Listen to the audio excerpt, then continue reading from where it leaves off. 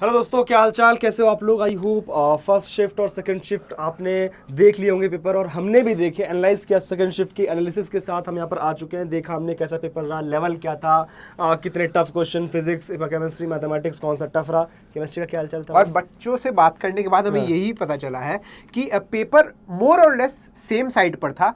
हाँ, shift to थोड़ी सी easier side पे रही in terms of mathematics. Physics में मिक्स्ड बैग मॉडरेट ही ओपिनियंस थी, है। जैसे पिछली शिफ्ट भी थी, ऑलमोस्ट हाँ, उसी तरह की शिफ्ट रही। बहुत कुछ खास चीज देखने को नहीं खास मिला, चीज एक आध क्वेश्चन ऊपर नीचे जैसा था। केमिस्ट्री में जैसा कि हम आपको सुबह बता रहे थे कि भाई स्क्यूड वेटेज था। Skewed weightage in the sense कि ऑर्गेनिक केमिस्ट्री को ज्यादा वेटेज दिया गया था। इस बार भी हमने देखा कि ऑर्गेनिक केमिस्ट्री में हमने जो 22 क्वेश्चन डिस्कवर किए, उन 22 क्वेश्चंस में से 10 क्वेश्चंस ऑर्गेनिक के निकल गए। अगर आप 25 के हिसाब से देखो तो हर एक पार्ट को 8 से 9 क्वेश्चन मिलने चाहिए, पर 10 क्वेश्चन जब ऑर्गेनिक के निकल गए तो स्क्यूड वेटेज यानी कि ऑर्गेनिक की तरफ थोड़ा सा ज्यादा झुकाव एनटीए का दिख रहा है। बट ये पैटर्न कभी भी चेंज हो सकता है। That is true, that is true. This is subject to change. इसीलिए आपको ये ध्यान रखना है कि भाई आप किसी भी साइड झुके ना, आप अपनी बैलेंस तैयारी करके जाएं भाई। जो एनटीए हमने लास्ट एनालिसिस में भी यही बोला, इसमें भी यही बोल रहा है कि पैटर्न कभी भी चेंज हो सकता है। किसी भी शिफ्ट में आप अच्छा खा सकते हो, तो अपनी प्रिपरेशन को गो टू रखना है एकदम। तो आइए अब हम एक बार देख लेते हैं मैथमेटिक्स, फिजिक्स और केमिस्ट्री में कि क्या क्या किस किस हिसाब से आया है। तो अगर मैं क्लास 11th और क्लास 12th के वेटेज में डिवीजन देखूं तो जितने सवाल हमें मिले हैं उसके बेसिस पे हम डिवाइड कर रहे हैं। जी जी जी। तो मैथमेटिक्स में 6 क्वेश्चन क्लास 11th के, जबकि class 12th on higher side, जो कि हमेशा देखा गया कि क्लास 12 थोड़ा सा हायर साइड पे होती है। 10 क्वेश्चन टोटल 16 में से। फिजिक्स में 7 और 9 का रेशियो, और केमिस्ट्री में थोड़ा सा स्क्यूड रेशियो हमेशा हमें 12th का दिख ही रहा है। तो हम ये बोल सकते हैं कि भाई केमिस्ट्री 12th की ज्यादा इंपॉर्टेंट, और वो इस वजह से भी क्योंकि ऑर्गेनिक केमिस्ट्री का हमें ज्यादा झुकाव देखने को मिला है। अब अगर हम आगे बात करें तो हाईलाइट क्या टॉपिक्स क्या क्या पूछे गए बहुत ज्यादा। तो मैथमेटिक्स में एक क्लियर विनर बन के उभरा है हमारा कोनिक सेक्शन, जिसके 3 सवाल पूछे गए हैं। इसके अलावा वेक्टर 3D का एक सवाल, आपको इनवर्स का एक सवाल देखने को मिला होगा, और भी टॉपिक्स के एक एक दो दो सवाल आपको देखने को मिले। इवन डिस्ट्रीब्यूशन इसके बाद इवन डिस्ट्रीब्यूशन देखने को मिला है। और जो हमें रिपोर्ट किया गया है हमारे सीनियर्स द्वारा, यानी कि पीजे सर वगैरह द्वारा, उन्होंने यही हमें इंफॉर्मेशन दी है कि मैथमेटिक्स कैलकुलेटिव था, लेंदी था, but on a easier side था as compare to today's morning shift. Morning shift के कंपैरिजन में इजियर साइड पे था। ठीक है। फिजिक्स की अगर बात करें तो मॉडर्न फिजिक्स से सवाल आया है। सर्किट में 2 से क्या 3 सवाल, बेसिकली 2 सवाल as it is current electricity से थे, एक सवाल हमारा सर्किट का था थर्मल उससे सेमीकंडक्टर से। तो यहाँ बेसिकली 3 सवाल आप डाल सकते हो सर्किट में। उसके अलावा थर्मोडायनेमिक्स से भी वही 2 सवाल पूछे गए। उसके अलावा थोड़ा इवेंट डिस्ट्रीब्यूशन जैसे रोटेशन में एक सवाल है, और बाकी हर से टॉपिक से एक सवाल यहाँ पर पूछा गया था। तो केमिस्ट्री में अगर मैं आपको बताऊं, फिजिकल, ऑर्गेनिक और इनऑर्गेनिक तीनों से ही सवाल थे। बट मैं आपको एक चीज बता दूं कि रिपीटेड सवाल आ रहा है। रिपीटेड सवाल इन द सेंस कि अगर मैं फिजिकल केमिस्ट्री में देखूं, मोल कॉन्सेप्ट से 2 सवाल आ गए। ठीक है। लिक्विड सोल्यूशन से 2 सवाल आ गए। ऑर्गेनिक में तो भाई मैं आपको बता दूं aromatic compounds is the clear winner, बहुत सवाल आ रहे हैं। मॉर्निंग की शिफ्ट में भी 2 से 3 क्वेश्चन आए थे, इस शिफ्ट में भी 2 क्वेश्चन आ गए।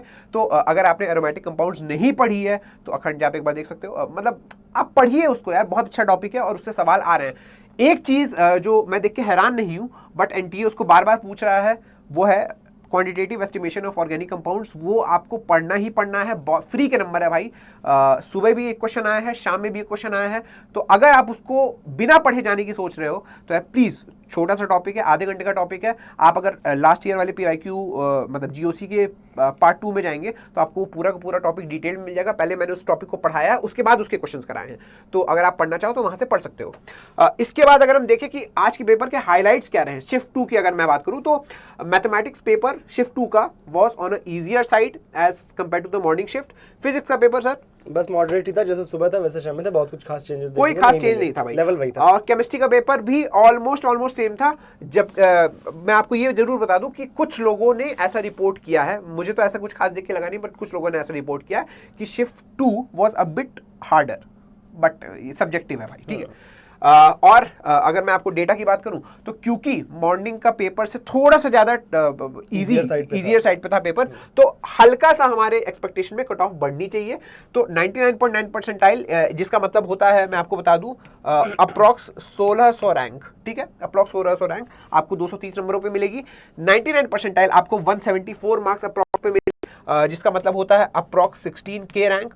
अगर आप 123 मार्क्स के अराउंड या 120 से 130 के अराउंड लाते हैं तो आप सेफली 95 परसेंटाइल तक स्कोर कर सकते हैं। जबकि अगर आपको कट ऑफ क्लियर करनी है तो इस बार आपको थोड़ी सी ज्यादा नंबर स्कोर करने को जरूरत पिछली पड़ेगी। बार हमने पैटर्न में देखा था कि लास्ट ईयर जो इवनिंग शिफ्ट थी उसमें थोड़ा सा ज्यादा ही कट ऑफ रहा था, तो हाँ। that is- और दूसरी बात आप ये भी सोच सकते हो कि सर कट ऑफ का आपने कुछ ज्यादा ही बढ़ा दिया। पिछले शिफ्ट में सर 89, फिर इसमें 111, क्योंकि the number of easier questions was on a higher side in this shift, so इसलिए हमने कुछ ऐसा प्रेडिक्शन रखा है और जो कि ऑलमोस्ट सही साबित होगा, आप देख लीजिएगा।